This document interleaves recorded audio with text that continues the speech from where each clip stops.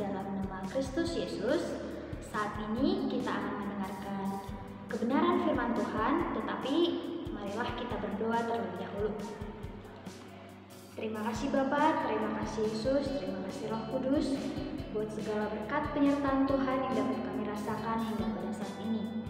Tuhan, sebentar kami akan mendengarkan kebenaran firman-Mu. Berikanlah hamba-Mu ini kebijaksanaan dan hikmat yang dari Tuhan. Terpujilah Engkau Yesus, haleluya, amin. Baiklah saudara-saudari, yang menjadi tema kita saat ini yaitu kesetiaan dalam pernikahan yang diambil dari 1 Korintus 7 ayat 10 sampai 14. Demikian firman Tuhan. Kepada orang-orang yang telah kawin, aku tidak, bukan aku, tetapi Tuhan, perintahkan supaya seorang istri tidak boleh menceraikan suaminya. Dan jikalau ia bercerai, ia harus tetap hidup tanpa suami atau berdamai dengan suaminya. Dan seorang suami tidak boleh menceraikan istrinya. Kepada orang-orang lain, aku, bukan Tuhan, katakan, kalau ada seorang saudara beristrikan seorang yang tidak beriman, dan perempuan itu mau hidup bersama-sama dengan dia, janganlah saudara itu menceraikan dia. Dan kalau ada seorang istri bersuamikan seorang yang tidak beriman, dan laki-laki itu mau hidup bersama-sama dengan dia, janganlah ia menceraikan laki-laki itu. Karena suami yang tidak beriman itu dikuduskan oleh istrinya, dan istri yang tidak beriman itu dikuduskan oleh suaminya. Andai kata tidak demikian, niscaya anak-anakmu adalah cemar, tetapi sekarang mereka adalah anak-anak kudus. Hari-hari ini perceraian menjadi hal yang semakin umum, bahkan di kalangan orang Kristen. Banyak pasangan menyerah saat cinta mulai pudar atau saat iman salah satu mulai goyah. Padahal pernikahan bukan hanya tentang kebahagiaan sesaat, tetapi tentang kesetiaan di dalam komitmen kepada Tuhan. Dalam 1 Korintus 7 ayat 10-14, Rasul Paulus menegaskan pentingnya kesetiaan. Bahkan jika pasangan tidak seiman. Firman Tuhan mengingatkan kita, kesetiaan bukan ditentukan oleh kondisi pasangan, tapi oleh ketaatan kita kepada Tuhan. Marilah kita renungkan hari ini bagaimana kita dipanggil untuk tetap setia dalam suka maupun duka, sebab di sanalah kasih Tuhan dinyatakan. Kita akan belajar 3 poin dari tema saat ini. Yang pertama, tidak boleh menceraikan, yang tertulis di dalam 1 Korintus 7 ayat 10-11. Rasul Paulus dengan tegas menyampaikan perintah ini, bukan dari dirinya, tetapi dari Tuhan. Jangan menceraikan. Ini adalah panggilan kepada setiap pasangan Kristen untuk menjaga komitmen pernikahan sampai akhir, bukan hanya saat semuanya baik-baik saja. Banyak pasangan hari-hari ini mudah menyerah ketika muncul masalah, entah karena konflik, perbedaan pendapat, atau ketidakpuasan. Tapi firman Tuhan ini mengingatkan, pernikahan adalah perjanjian kudus, bukan sekedar kontrak. Jika ada masalah, yang perlu dilakukan bukan menceraikan, tetapi berjuang, berdoa, dan saling mengampuni. Kesetiaan bukan diuji di saat senang, tetapi saat kita memilih tetap bertahan di tengah luka.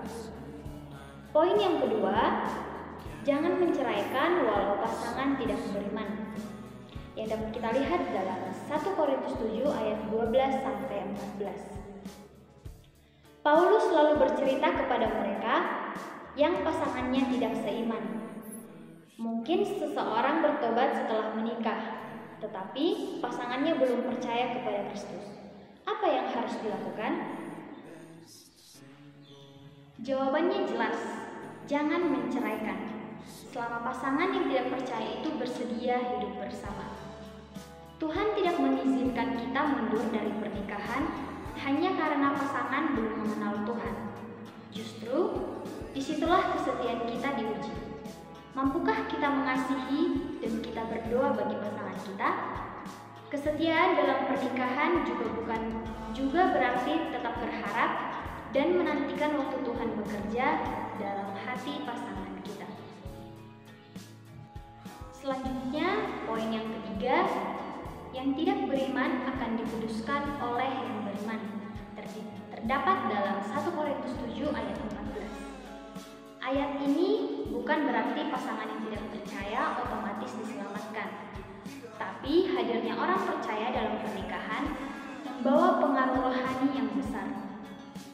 Dengan hidup yang setia, sabar, dan penuh kasih, pasangan yang beriman bisa menjadi alat Tuhan untuk menyentuh hati pasangan yang belum percaya. Bahkan, anak-anak dalam keluarga juga ikut merasakan dampaknya. Mereka dilindungi dan dijangkau oleh kasih Allah melalui kesetiaan salah satu orang tuanya. Kesetiaan salah satu orang dapat menjadi jembatan keselamatan bagi seluruh keluarga. Saudara-saudari yang terkasih, firman Tuhan hari ini menegaskan bahwa kesetiaan dalam pernikahan dimulai bahkan sebelum pernikahan itu terjadi.